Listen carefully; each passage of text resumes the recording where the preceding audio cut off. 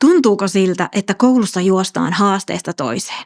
Yritetään pysyä perässä, eikä ole aikaa ja voimavaroja kehittää mitään. SCOFAM vastaa juuri näihin koulun haasteisiin.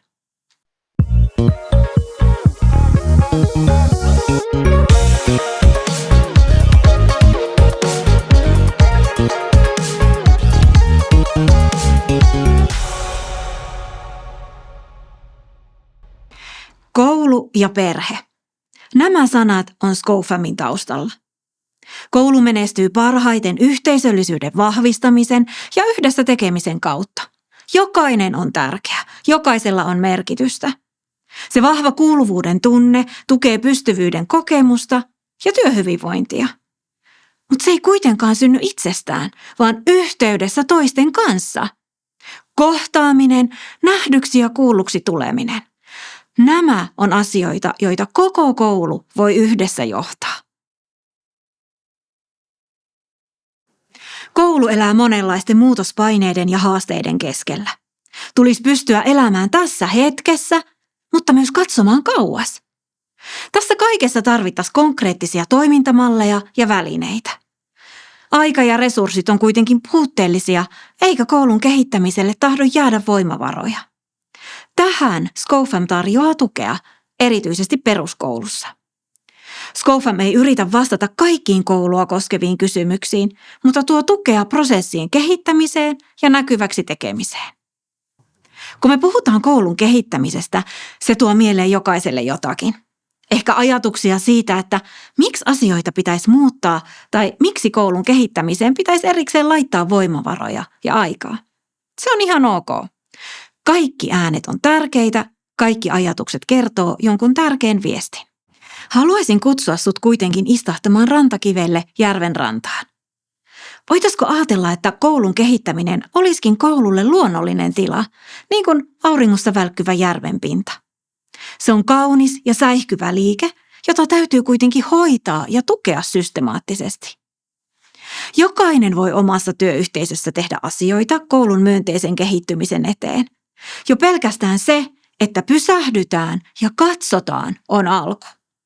Sitten voi tapahtua se, että aletaan yhdessä nähdä.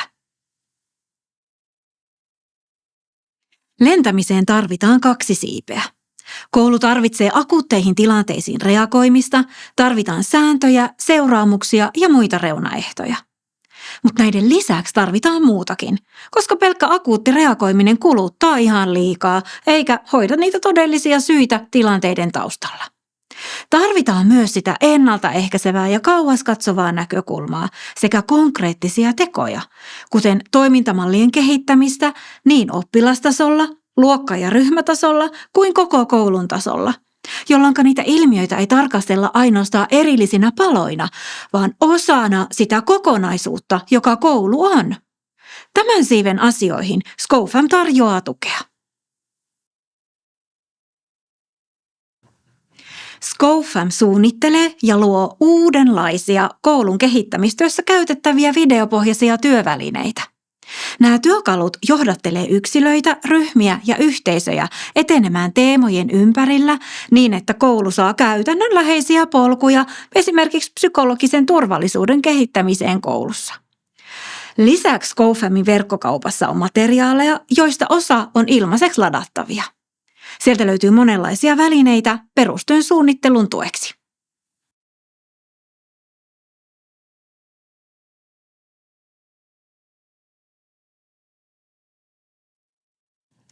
Suomalainen koulu on rakas. Niin monta asiaa tehdään oikein ja hyvin. Niin paljon kaunista ja hyvää tapahtuu. SCOFAM tarjoaa tukea kaikkea sitä olemassa olevaa hyvää arvostaen.